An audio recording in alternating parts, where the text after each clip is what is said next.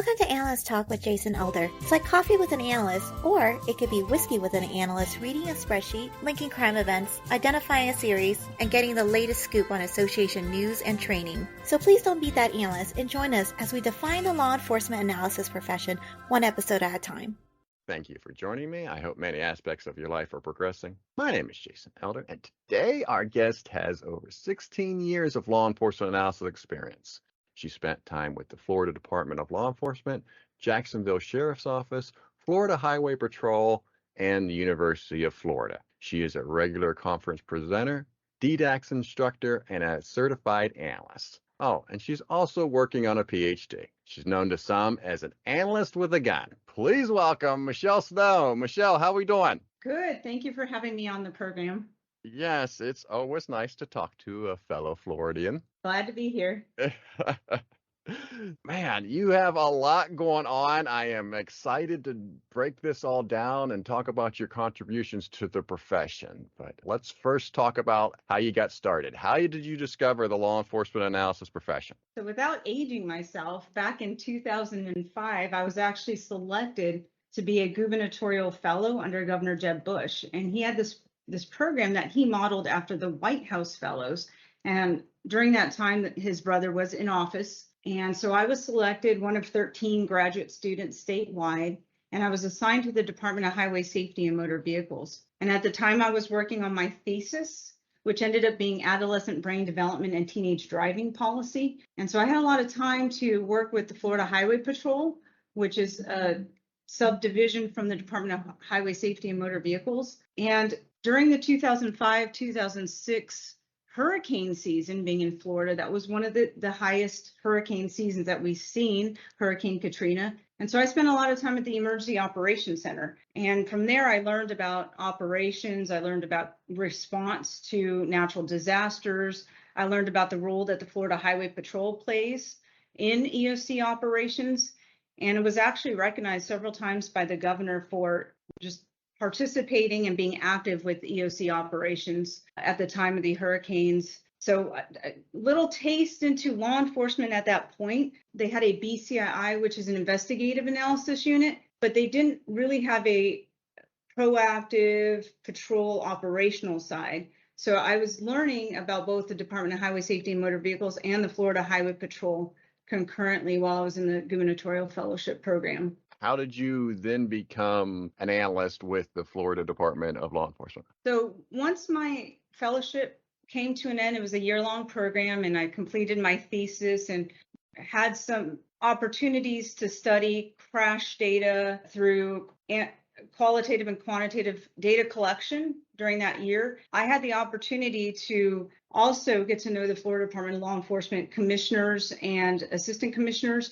And there was an opening as a government analyst. At the time, I thought it was more of a public policy or sort of legislative type position. And come to find out, it was an investigative analysis role within the Office of Executive Investigations, working on both internal affairs cases and executive investigation cases. So I was there for about 7-8 months. But I did want to return home to Jacksonville, so I had the opportunity to apply for a position at the Jacksonville Sheriff's Office. You are part of that fellowship, studying crash data, studying just trends and patterns and coming up with best policies. And then you go into this position where it's more investigation. And so just kind of take us through that transition as you start working some investigations as an analyst. And that does seem disparate, but prior to my studies at the University of North Florida and the fellowship program, I was actually in the military, and I was an officer with the United States Navy. I was both assigned as an engineering officer and a legal officer. So my last 2 years of service, I was assigned to NAS Jacksonville as the legal officer doing investigations, JAG-MAN investigations, or Judge Advocate General investigations on everything from death to child abuse. So I did have that training, that military training on how to conduct military investigations that were not law enforcement or legal, but sort of in that that nexus. And that's what allowed me to transition between the graduate school environment and the academic environment to employment as an investigative analyst with the Florida Department of Law Enforcement. As you mentioned, you wanted to go home, so you go work for the sheriff's office. So quickly compare and contrast to the FDLE position to what you were doing there at the sheriff's office. So the sheriff's office obviously covers multiple different analysis types of roles, from intelligence and criminal investigative analysis to tactical, problem solving, operational, strategic, administrative. So I was fortunate to be able to work with and get hired by some people in the field that I consider mentors and people that I very much look up to. My immediate supervisor was Karma Rollerson, and then she reported to Jamie Roush, who then reported to Matt White. And so they gave me an opportunity. They took a chance on me, if you will. So I actually got hired in as a grant position. So I wasn't even a full-time employee with full-time benefits. And so I was able to work and prove myself as a grant analyst, and it took me about a year to then become a public safety analyst 1, and then another 2 years to become a public safety analyst 2. And I was able to work as a zone analyst, so working patrol. I had zone 1, 5, 4, and 6 at one point. So that was all very tactical and operational in nature. And then I was assigned to the robbery unit and the sex crimes unit as an investigative analyst. And so I've had the opportunity to work some major cases, homicide, sex spat with robberies, business robbery cases, robbery in progress, prostitution, escort, vice, really a whole gamut of investigative type analysis, as well as some problem solving initiatives. We had the Police Executive Research Forum work with us, and we had a project that was, I think, 90-day project. It was a problem solving initiative, and it's been published and documented what the outcomes and the findings were. But basically, we took 90 hotspots within the city of Jacksonville, and 30 of them were sort of placebo hotspots, 30 of them were problem solving, and 30 were as usual. So I was able to work as sort of a problem solving type analyst within those. I was assigned several hotspots to work. So it's really a gamut of experiences working at the Jacksonville Sheriff's Office, very high-paced technology, using GIS, learning a little bit of SQL and Oracle at the time, and really just learning the technical skills, Excel, Crystal reports a long time ago. And you just really jumped in. You really didn't, there was not a lot of time to take your time to learn. You really just had to jump in and start learning as much as you could. And just living in the city of Jacksonville and working at the Jacksonville Sheriff's Office really changed my perspective of criminal justice and problem solving through non-criminal justice methodologies like community partnerships and seeking out other solutions. So once you became a public safety analyst 1, that's no longer considered a grant position, right? You were then Correct. Okay. I was sure hoping that all that time you weren't still a grant position. Sir. That's grant positions can be okay if you're semi-retired and have benefits elsewhere, but that can be a little unnerving. Grant positions, early in your career. Correct. It just gave me some time to prove myself. So that's what I did. Yeah. During this time, did you find that you liked doing the problem solving over the tactical or vice versa? At the time, I really enjoyed working the investigative analysis. So putting together cases, everything from timelines to mapping to trying to help them solve cases, pattern series and trends, but specifically with robberies. At the time, the city was definitely experiencing a high number of armed robberies and carjackings. So I ended up liking the investigative piece a little bit more, and just even being behind the scenes and feeding information to a detective live as he was doing the interview. That was fulfilling, or being able to be part of cases that went all the way to fruition, that went all the way to prosecution. That was fulfilling as well. Yeah. So, and remind me, Jacksonville, is that a metro? It is. We have over, I think at this point, 1 million people that live here. Okay. So it's Northeast Florida, surrounded by Clay, Nassau, and St. Johns counties. Okay. bordering Georgia. Do you feel that Jacksonville has crime problems unique to that area, or it's given its size, the same types of problems, violent crime and property crime? At the time of my employment, it was the highest murder Mm-hmm. county. So to date, we do have a shift of population. We're getting more and more folks moving to the city of Jacksonville. The newly elected sheriff was just on yesterday, as a matter of fact, talking about a 13-year-old homicide victim. And he was surrounded by the district attorney and other community partners talking about the violent crime in Jacksonville. So it is going up, and they are recognizing it from a leadership perspective. At the same time, I believe the SAC, the Special Agent in Charge, Mike Williams, was also on the news yesterday talking about some investigative work that the FDLE local regional operations center is doing in Jacksonville as well. So it's still going to be an area where we want to pay attention to at the state level, for sure, with violent crime and population. We had Jamie Roush on, so I'm certainly know Jamie, but Jamie loaned you out during this time, and this brings us to one of your analyst badge stories.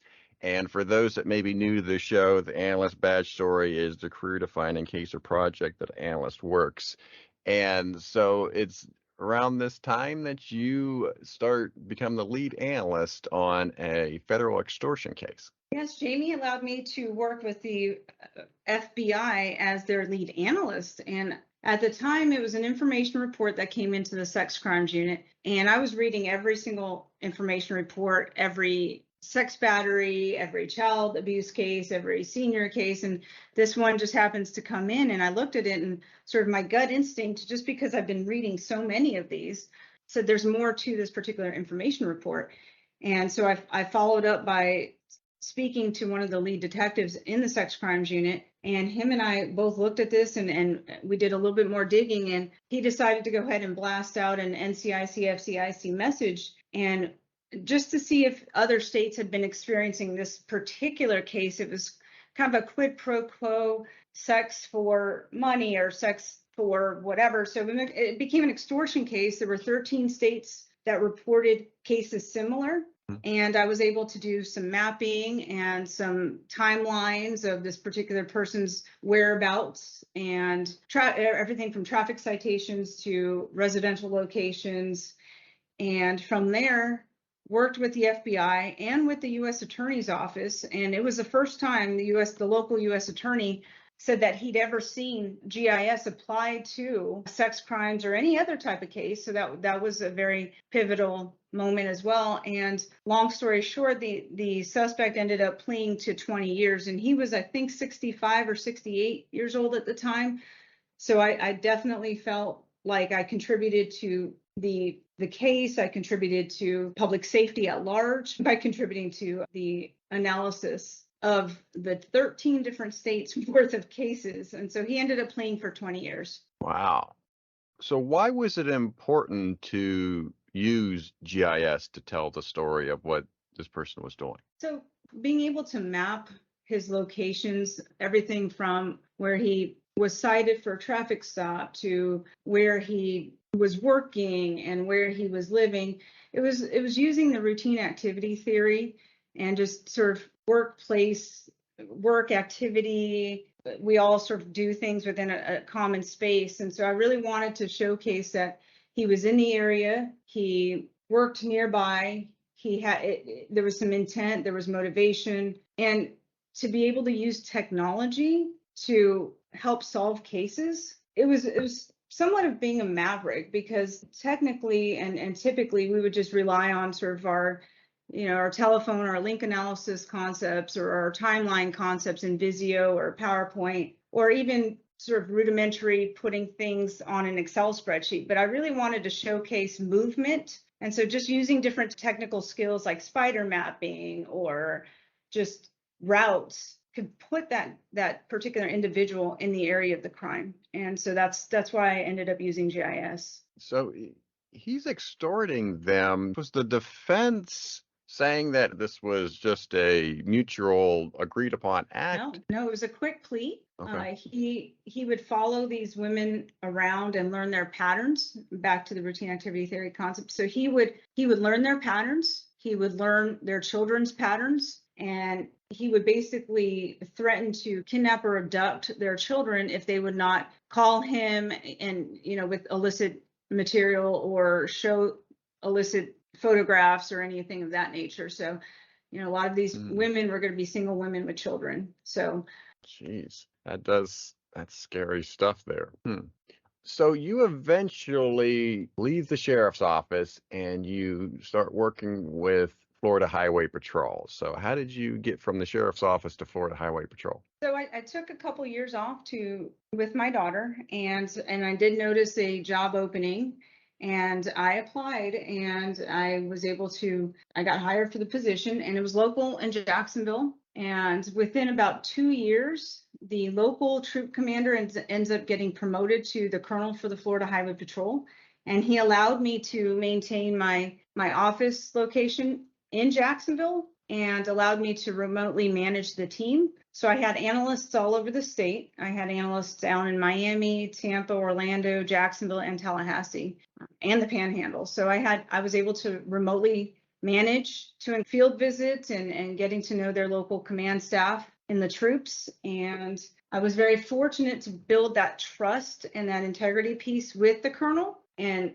I think that contributed to him allowing me to stay in Jacksonville. Wow. Are you driving from Jacksonville to Tallahassee? I was commuting once or twice a week for various sort of state level meetings, either with the Department of Transportation or even locally within the Department of Highway Safety and Motor Vehicles. So it came full circle from the gubernatorial fellowship 5-6 years prior to, and then I find myself back in that same building, meeting with a lot of the same players. And so, yes, I did have, as the senior management analyst supervisor or business analyst supervisor, sort of flipped around, I did have responsibilities that included command staff level meetings in Tallahassee. So I commuted. I was hoping you didn't have to commute to Miami. I did. You did that Miami, too? and I did commute to Tampa and Orlando, and we held training for the team either in the southern part of the state or the northern part of the state. And I did field visits and training, very much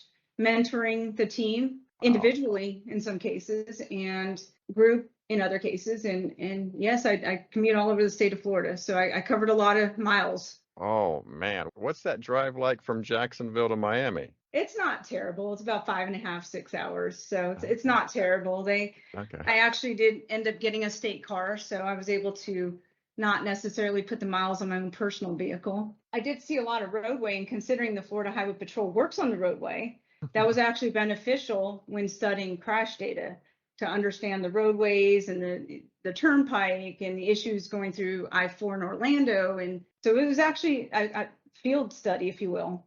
And how did you like the transition from being an analyst to being an analyst supervisor? So I actually was not hired to be the analyst supervisor. I got promoted.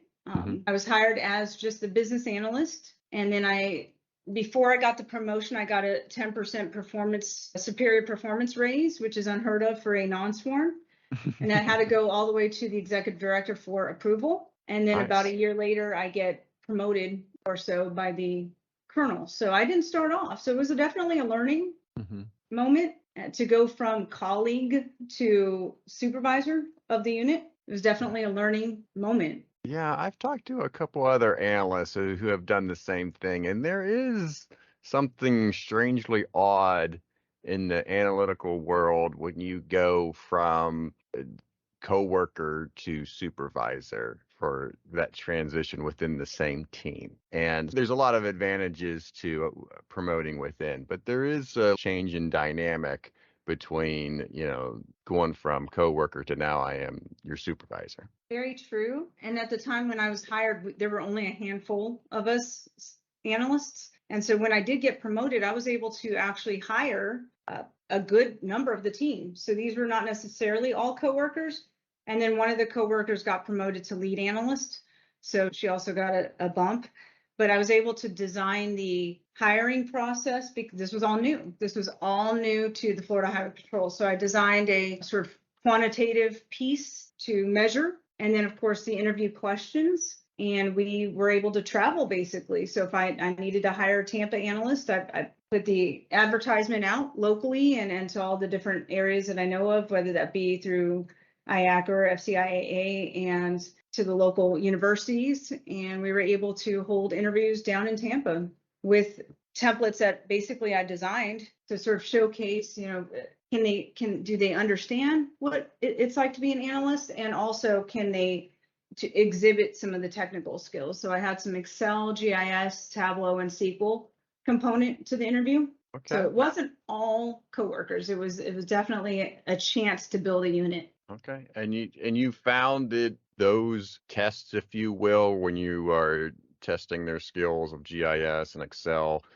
that was worthwhile, as opposed to, classically it's usually just maybe a 3-panel interview. It was still a 3-panel interview, 3 to 5 really, because I had to use the local troop commander because of the nature of being a remote unit. So they were going to be reporting to me directly, but working in whatever troop area that they were supporting. And this could be, 6 hours down south from me. So I would have the troop commander in there, local troop commander. I would have my boss, who was a major at the time, myself, and maybe the lead analyst. It depends. So the 4 of us would go in there, and I had a 40-60 split. So I had a 40 oral interview and a 60% work interview. And the work piece would be split between some skill set. I didn't want it to be heavily in one thing or heavily the other. So I sort of split it and assigned points to different skill sets. And it wasn't all like an all or nothing. It was, can you think through some processes? Left the internet open for them to use, and some of it was timed. So sort of trying to recreate real life scenario. How do they think? How do they think under pressure? A little time constraint. Could they get me from point A to point B? What were the steps that they were thinking? And it really got me to see how people think, and I thought that was definitely a worthwhile venture. All right. So how many folks approximately did you end up hiring with this process? I think almost all, like 5 or 6 out of the 5 or 6, because we did have some turnover, not necessarily because of me, just because they were moving on to new jobs. So I think I ended up hiring the Jacksonville analyst, the Tampa analyst, and we started out as definitely a good rate of pay, but some of them went to private sector, and as a state agency, that's hard to compete with private sector money. Yep. So ended up hiring Orlando, Pensacola, and then the lead analyst. So 5 of them.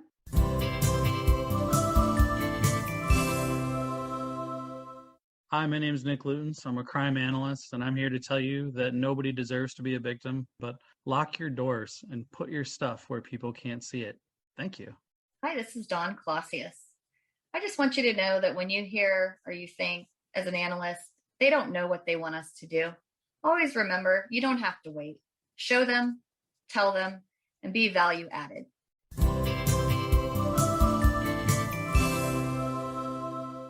You mentioned the promotion, and what are some of the other things that you were able to accomplish during your time here with the Highway Patrol? So somehow in the middle of all that, I ended up attending the Law Enforcement Academy as well. And so I became an auxiliary trooper, and I felt that gave me an advantage to understanding the operational piece of law enforcement.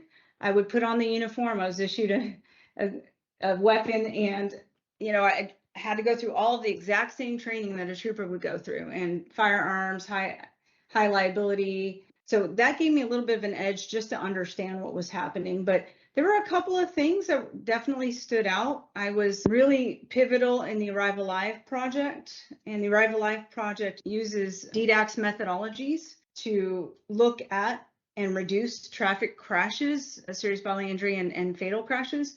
And so that was partnering and collaborating with the Department of Transportation, with the Florida Sheriff's Association, with the Florida Police Chiefs Association, generating interest across the entire state. So it was really spearheaded in 2017. And so the goal was to come up with some sort of generic hotspots by county, all 67 counties, and start breaking them down, and then partnering with the local agencies to break down their fatal and SBI crash data even more so. So it was almost like little microcosms and regions of hotspot analysis all throughout the state. Ended up doing several presentations. One was to the Florida Sheriff's Association. It's about 300 people in there, and they gave me about 3 days notice for said presentation. And I remember it distinctly. I thought I was going to be doing a presentation just locally to our local troop commander and his folks out in the Orlando area. To my surprise, I was actually presenting at the Hilton Bonnet Creek to over 300 law enforcement folks from all the entire southern region. And really, two of the chiefs took 30 minutes and I took the remaining 30 minutes to describe the Arrive Alive project and DDACTS in general, and how we were going to establish a portal so the local agencies can document their work and their time spent in each of these areas. We had a certain number of areas identified and really used the methodology of 15 minutes within a hotspot to help reduce and address traffic crash and traffic safety. And so we designed a portal, and the local police officers and police departments and the sheriff's offices would enter their own data within this portal that was being managed by the Florida Highway Patrol, and we would monitor the time spent and the reduction of traffic crashes within these area hotspots. So this was a statewide initiative, partnered with the Department of Transportation as well, and the Department of Highway Safety and Motor Vehicles. So that was back in 2017, but even to this day, you do see marketing and branding of the Arrive Alive throughout the state, whether that be on a billboard or a commercial or even license plates of each of the FHP vehicles. And that's just a reminder to arrive alive to your destination, whether that be a texting scenario, speed, not drinking and driving. But that was a major part that the team played in developing hotspots using both GIS and Tableau to derive data and analyze data. It's interesting. I've seen presentations at conferences on DDACTS, and some of the focus will be how DDACTS influences violent crime. And it does seem like maybe the whole idea of crashes prevention is an afterthought. But it seems here with what you were working on, it almost seems like it's the focus. It was the focus, as well as it was some marketing and selling to the sheriff's offices and the police departments, because their focus is on the violent crime piece. And so using thoughts that at the end of the day, bad guys travel, and that if you're in certain areas, there's a correlation between violent crime, and that you can actually deter both by community engagement and by presence within those areas. So it wasn't just sort of a top-down project led by FHP and DHSMV. It was really a collaboration and teaching these other agencies all over the state that DDACTS and addressing traffic crash safety, whether that be through the proactive piece of enforcement or engagement, or the reactive piece of the crash itself, could indeed affect crime rates. And is this where you started using Tableau? Tableau. So Tableau, for those that may not know, is a dashboard tool. So how did Tableau play into this? So luckily, the agency actually spent some money teaching the group Tableau 1 and Tableau 2 desktop, and we were able to learn how to connect Tableau directly to SQL and write some queries. And we use it as a multivariate analysis tool. So it definitely strengthens how you look at the data. You can study multiple data elements at the same time. And then we offset the use of Tableau with GIS. So we use the mapping strengths behind Esri to actually create the hotspots and the frequency maps and pull data on specific roadway corridors. And then we would take that data, export that out of GIS, and import it into Tableau and do the multivariate analysis piece, whether it be time of day, day of week, or crash severity, type, location, whatever multiple tools we wanted to study to give them more depth and richness of the data itself. So we did use the GIS was somewhat of a first step, because we wanted to do the location piece first. And then we took it out of GIS and exported it out of GIS imported back into Tableau, and we were able to very much create some richness and some depth and some understanding to guide multiple agencies of where they were going to be and what they were going to be looking for. And then from there, we created a number of dashboards just internally for DUI, other pieces of traffic enforcement, speed, staffing. I mean, it really sky's the limit on Tableau. Sky's the limit. So it's really any data set. I end up putting information about fleet and property to staffing pieces to the law enforcement piece. And it's a very strong tool to use.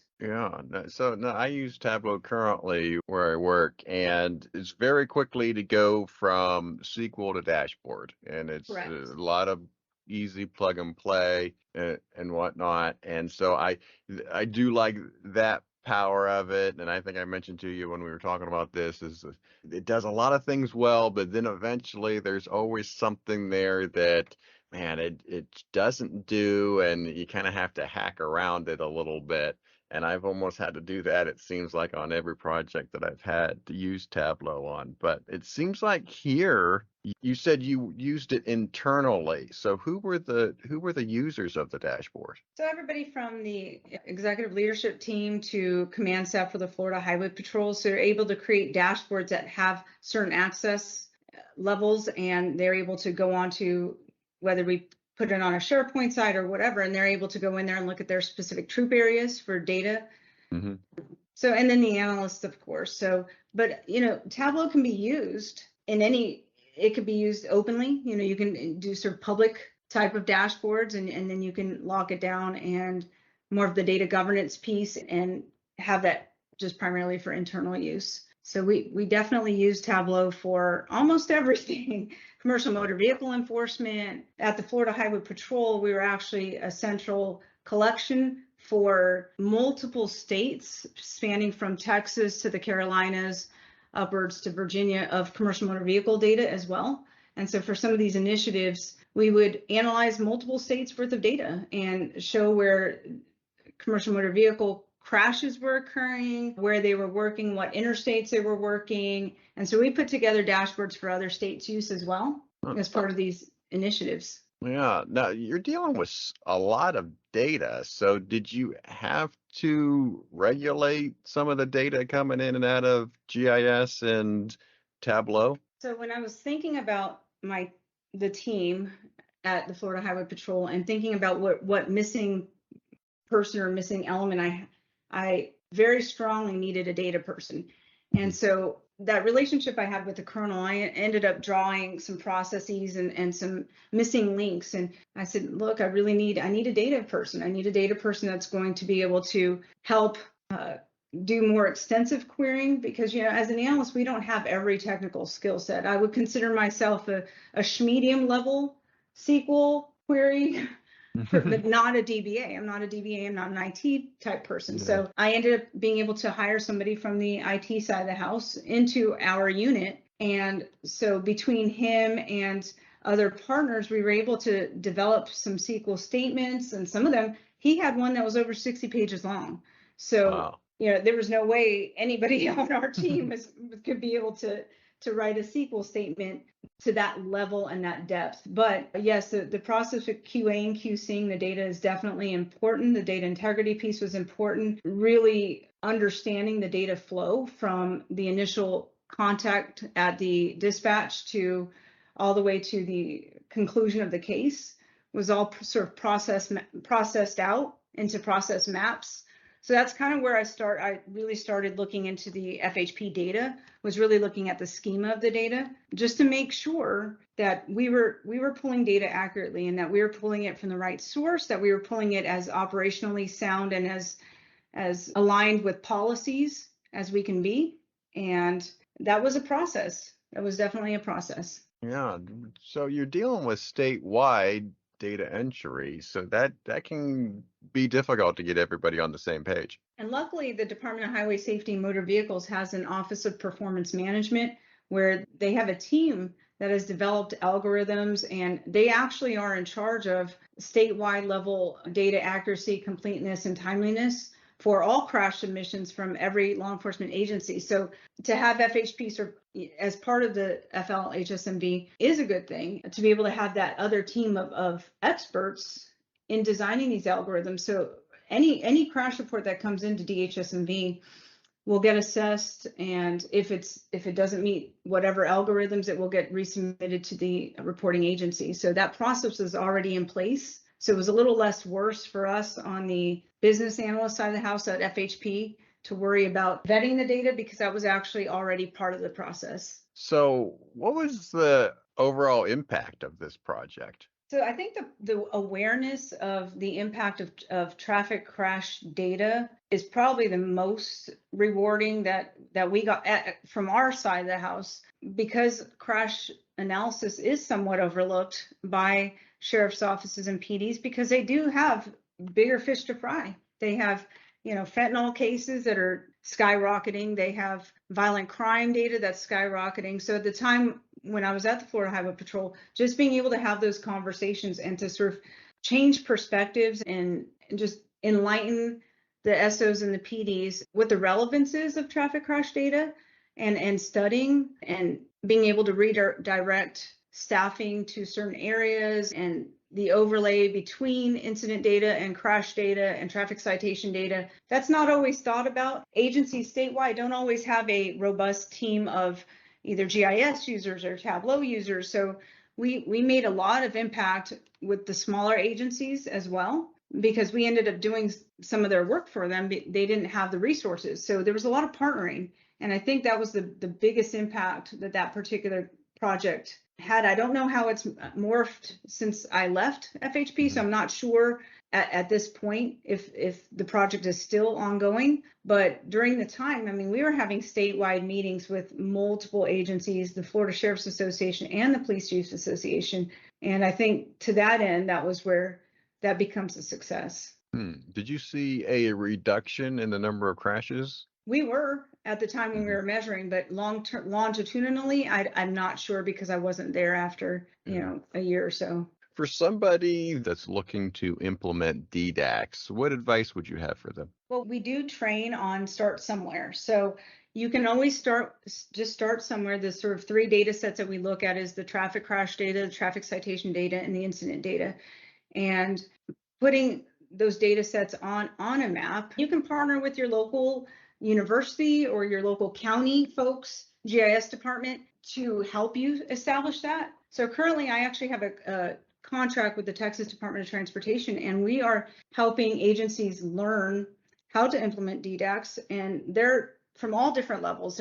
Some of them are starting with very elementary, rudimentary type infrastructure, and some of them already have a robust infrastructure. So you really have to analyze where you're at in the sort of spectrum of data analysis and the feedback process, and start looking at your data. And really, when you start mapping your data and studying your data, you can see where some of the weaknesses are and need for QA/QC. So I was working with an agency in Texas, and lat longs were getting dropped off. We really pushed through the traffic unit. Hey, we need to validate these addresses. We can't study DDACTS and start trying to map traffic crash data without the lat long. So really, if you start somewhere, you'll figure out where you are in the spectrum, and then you will be able to start addressing and assessing where you need to go. I do want to get on to the University of Florida, but before we do, we have to touch on your second analyst badge story. It's an event that occurred while you were coming back from Tallahassee to Jacksonville. So typically those days would start at 5 a.m. with me leaving from Jacksonville back to Tallahassee. And so I would work a complete day. And so I was getting on I-10 off of, I believe it was Mahan in Tallahassee at about 5:15, 5:30. And I just got on the interstate and I witnessed a single commercial motor vehicle rollover. And sort of instinctually, it was going westbound and I was traveling eastbound. I slide into the median, and I'm in full business heels and everything. And I slide into the median. I run across I-10. I start to perform CPR on the ejected passenger. He was bleeding. He was in shock. He was definitely out of it. He was alive.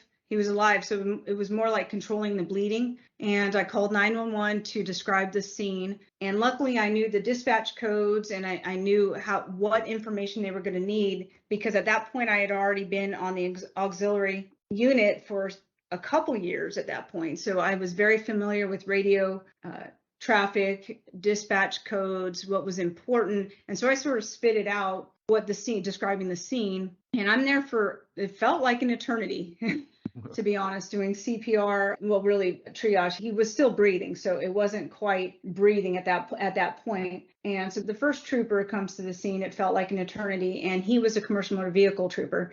And so he was not concerned necessarily with me and the victim that was lying on the ground. He was concerned with the hazardous material that was potentially oozing out of the truck. I could just hear like sort of a gas sound. And so he was definitely concerned with that. We were talking rush hour traffic through Tallahassee at this point. And so eventually I call my immediate supervisor, because I knew that at the time he had his CAD up, and I said, hey, can you check to see if anybody's coming to the scene? It feels like I'm here for a long time. And he goes, are you at the scene at I-10? And I said, yes, I'm the only one here. I have the CVE trooper. And long story short, the cavalry ended up coming. A couple of troopers came, took over for me. I went and talked to the driver, who was pinned. He was not getting out. The only thing I can think of was just to continue to talk to him for a few minutes. Another trooper came, and then I ended up doing the traffic control on I-10 and shutting down a lane. So, and then eventually more troopers came, the fire and rescue came, and then I was sort of pushed off the scene, and I got back into my vehicle and started driving back to Jacksonville. I had to pull over, to be honest, about 10 minutes down the road, because the adrenaline dump of that scene was just, there are no words. And it just gave me so much of an appreciation for what law enforcement does every single day, that they put themselves in harm's way, whether that be troopers, police officers, or sheriff deputies. And that was a traffic scene, let alone other types of law enforcement. And for the EMS folks, gave me so much more of an appreciation for what they do every single day. And so a couple months later, I end up getting recognized for that. And that was just an instinctual response, and ended up getting Trooper of the Year for rendering life-saving. Nice. And I really didn't think through that. I just did. Yeah. All in office attire. In office attire, yes. After working a full day and commuting 3 hours prior to the full day. Yeah. So you mentioned that it felt like an eternity. Do you know how much time actually lapsed between when you get out of the car and when you actually get back into your car? You know, I don't. I think that was written on the write-up, but I don't actually have that committed to memory. It probably was only like 10 minutes, and it felt like eons. And really, one of the performance metrics that the Florida Highway Patrol has is a response time. So I knew that they were coming, and especially with a commercial motor vehicle rollover and the volume of traffic, the time of day, I knew they were coming.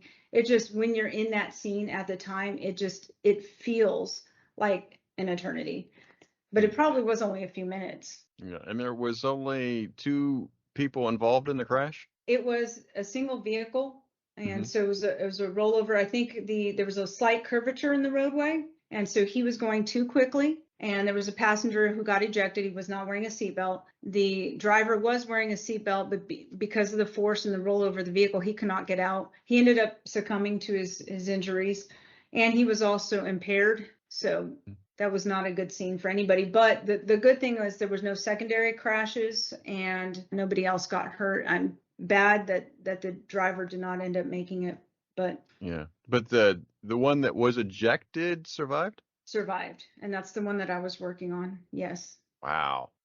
That is impressive, because I mean, not many analysts, as you mentioned, get themselves in that situation, and not many people even get a chance to perform CPR on somebody. But in this case, man, it seems like you handled just about every aspect of it, between doing the CPR, talking to the driver, and even directing traffic. It's definitely a different perspective to ride either right front seat or to have that trooper background or that law enforcement background and concurrently work as an analyst or the leader of the analyst group is definitely a different perspective.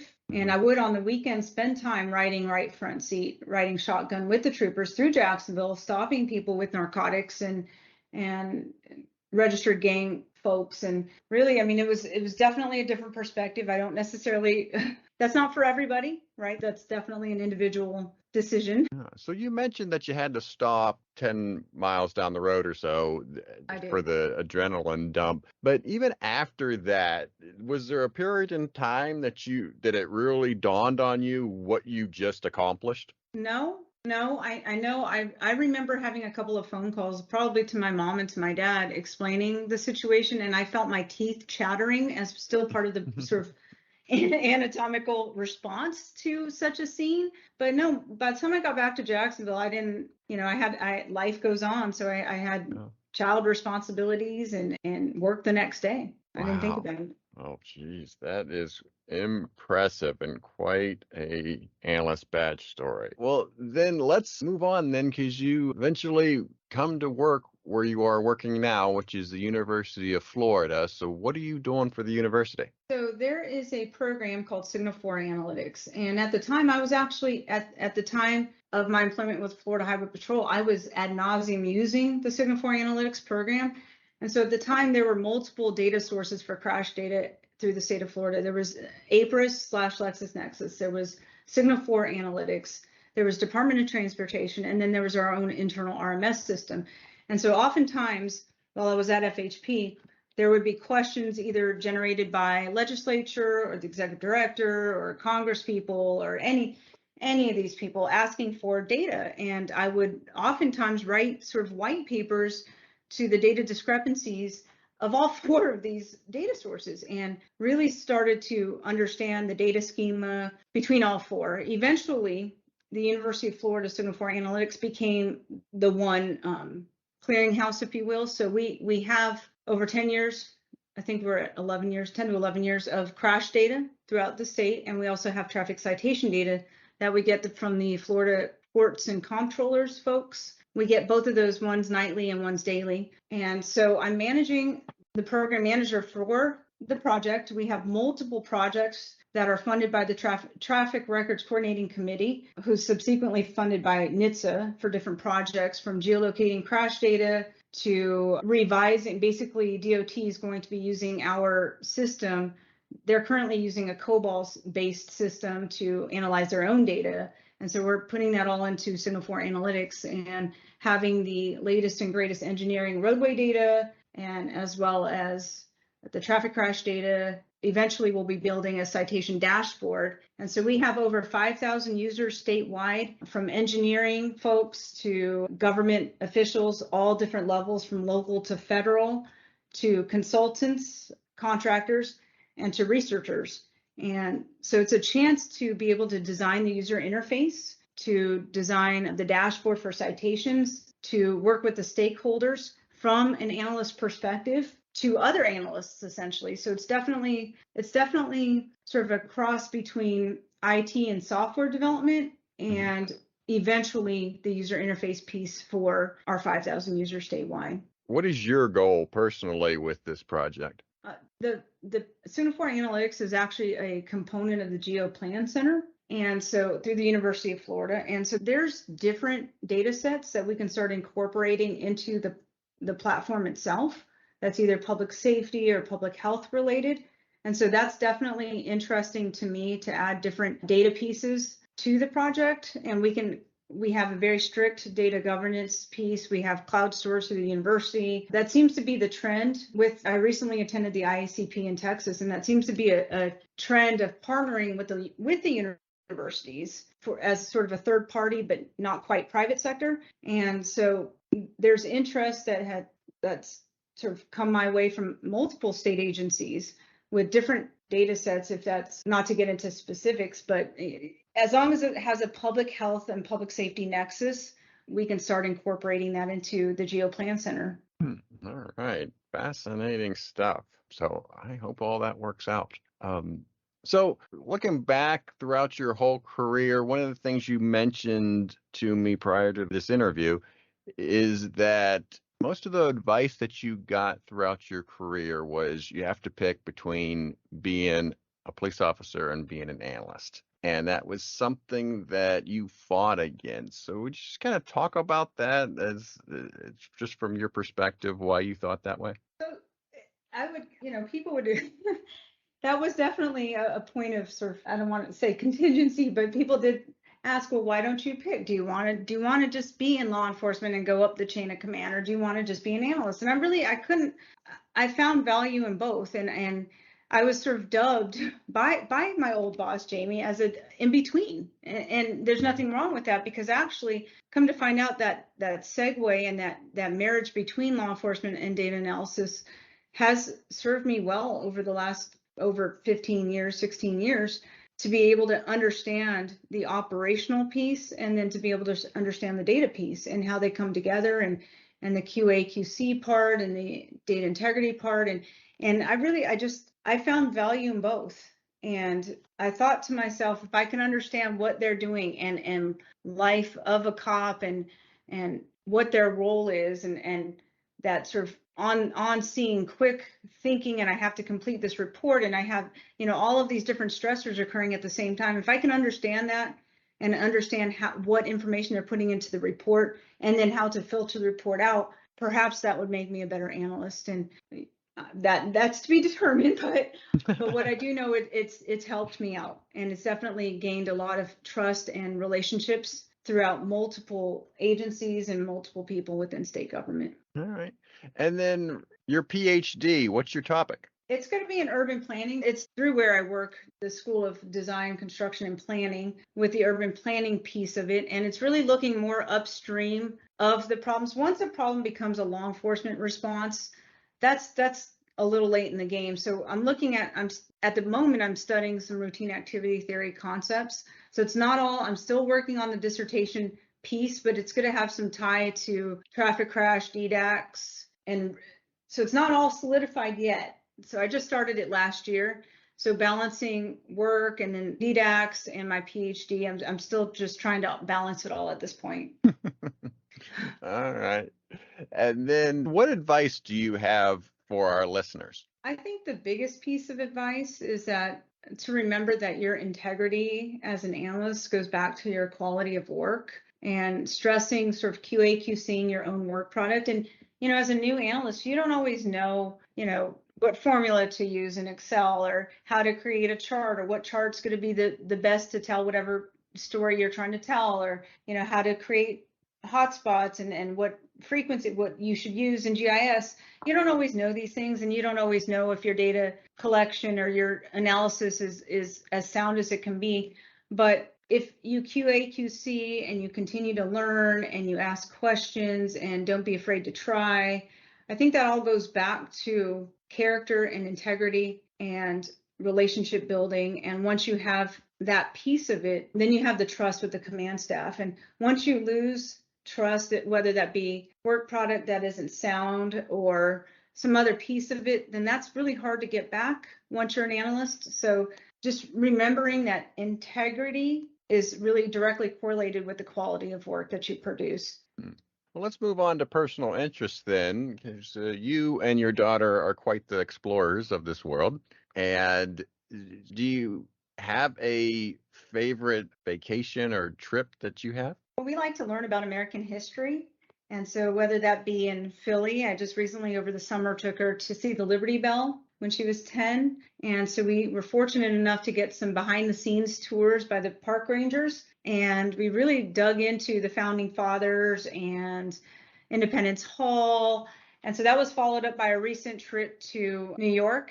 And we got to go to the Statue of Liberty and Ellis Island and really learn about the immigration to the United States. So being a second generation American myself, that was important for me to show her that. But just really American history. So whatever we can do, she wanted to go and see Hamilton's house, and she wanted to see Columbia University. So we just literally got back a couple days ago from a trip to New York City. Wow. Man, you make me feel bad. I'm just taking my kids to Universal. So That's still fun.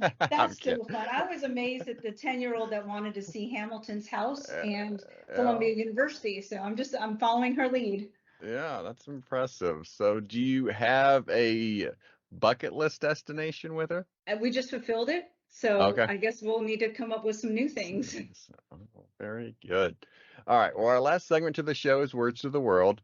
And this is where you can promote any idea that you wish. Michele, what are your words to the world? My words are going to be relevancy matters and to never stop learning. And so sometimes we can become complacent and comfortable in the space that we're working. Maybe we think that we learned enough or whatever. There's always something to learn, and there's always new technologies, new methods of thinking. And so my words are going to be relevancy matters and never stop learning. Well, very good. Will I leave every guest with you? You've given me just enough to talk bad about you later. Perfect. But I do appreciate you being on the show, Michele. Thank you so much, and you be safe. Bye.